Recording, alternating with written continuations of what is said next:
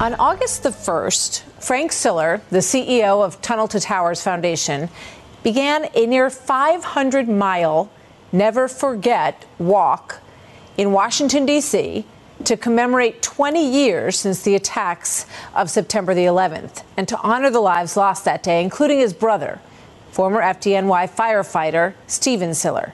Frank's journey ends this Saturday, September 11th, at Ground Zero in New York City. And he joins me now for his Untold Story. Frank, it's great to have you with us. As I said, I was so inspired when I saw this journey that you're doing that I wanted to bring you on and talk to you a little bit about it. But I think it's helpful, before we talk about the walk that you're doing right now, for you to take everybody back. For those, who may have never heard of your foundation or your brother, and I don't think there are too many people out there, thanks to you, but for those who haven't, tell them about your brother, Stephen, and why you've worked so hard for 20 years to remember him. Well, thank you, first of all, Martha, for having me on. You've been a great friend to the Tunnel to Towers Foundation, so I want to thank you. So Stephen, my brother Stephen was the youngest of 7 kids. When he was born, my oldest brother, Russ, was 25, and I was closest in age.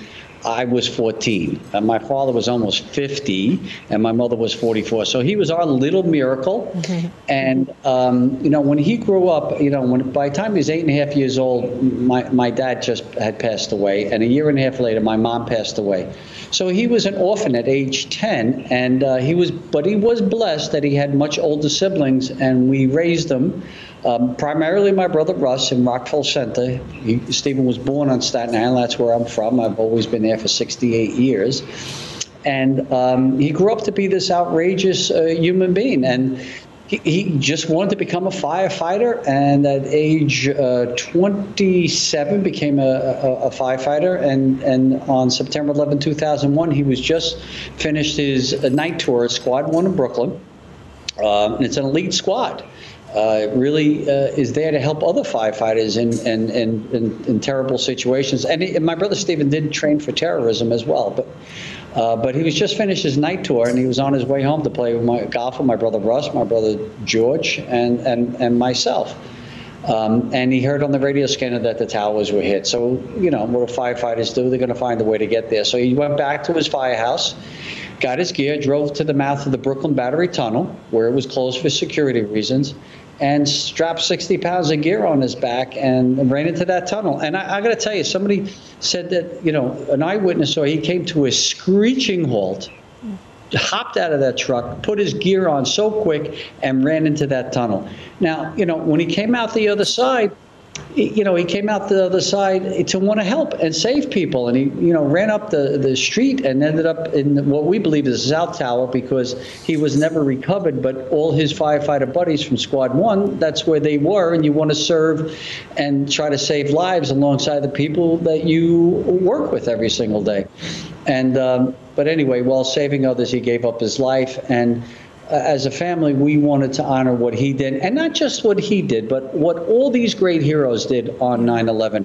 Because while he was saving people and they were running out, he was running in, and that's, some died, some were murdered, but he chose to give his life up that day by getting into that tower. So he sent word to you guys that he was going in, and so did you went on and played golf, or did you realize what was happening? What happened when you realized that he had headed into such danger, Frank? Well, we didn't know that he got there. He called his wife and said, tell my brothers that I'll try to catch up with them later. This is even before the second plane hit. So now the second plane hits. No, we absolutely did not go play golf that day. And personally, I was going around to all different firehouses trying to figure out, where Stephen was. And I remember being home when the South Tower fell and turning to my mother-in-law and saying, Nancy, I think I just lost my brother. Oh, my God. And because just knowing that he would find a way. I did not know he found a way there, but I got a call later in that day, and by that time, later in the afternoon, I had all my siblings with me, except my sister Janice, who couldn't get in from Long Island. So 2 of my sisters, 2 of my brothers, my wife, some of my kids were there. And I got a call from Richie Obermeyer, which is a firefighter that lived a couple doors away from my brother. And he said to me, Frank, I just want to let you know, Stephen's on a list of missing firefighters.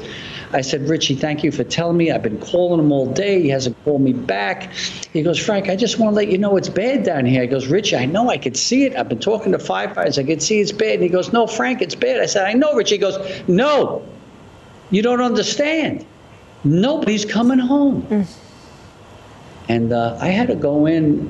I could barely walk in the other room to tell my siblings.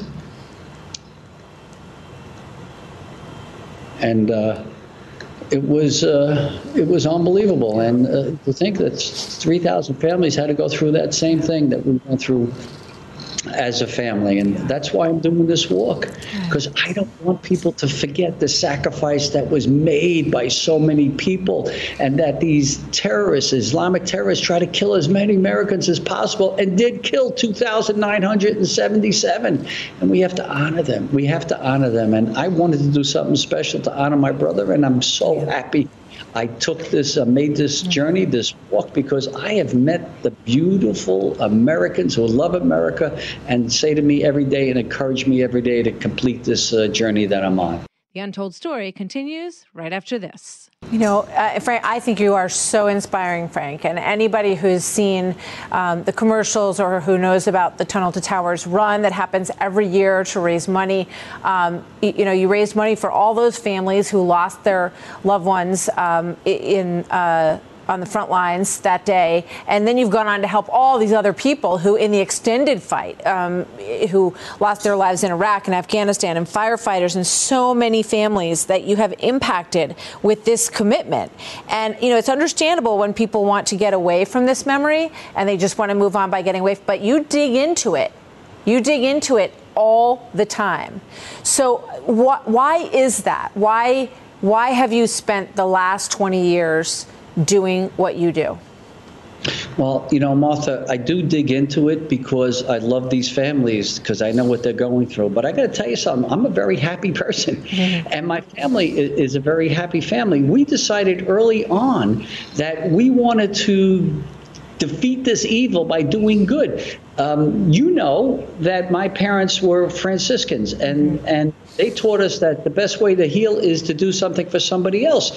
And St. Francis said, brothers and sisters, while we have time, let us do good. And that is just what the foundation wants to do. We just want to do good in the memory, not just Stephen, once again, but all those who perished that day and all those who perished ever since. And that's why, look, you said it before, we take care of Gold Star families that are left behind after their loved one gave their life for their country, and that have young families. If you're catastrophically injured, you gave your body for your country, we're going to build you a mortgage-free smart home. And all the police officers and firefighters that give their lives every single year, they're willing to die every single day. They go out there, they don't know if they're going to come home, and we want to take care of those families. So our work is going to be cut out for us for the rest of my life and then some, because I pray that the foundation goes on forever, and I really do believe it will. But we're happy. We're a joyous family. We do this out of love. We do this because we want to help these families, to let them know. I talk to widows all the time. And I tell you, I have spoken to hundreds and hundreds of widows. And I ask them,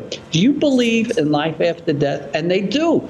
But I say, I'm not talking about for your loved one, for your husband who just gave his life. I'm talking about for you and your family.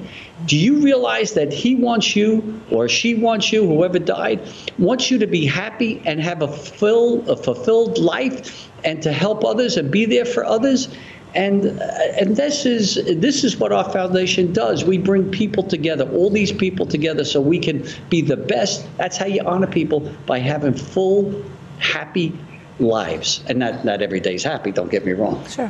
No, I love that. I love the question, do you believe in life after death? And I think it's something that everyone should take to heart. You know, you picture these individuals who lost their lives looking down on their families and being happy if they see that they have gone on. And you've done so much to help that happen. You know, I see these widows that you speak about and spouses that you speak about who, you know, get this enormous weight lifted off of them by your organization, because they have the grief to deal with, and then they're saying, oh my God, how am I going to support this mortgage? How am I going to keep my kids in the house?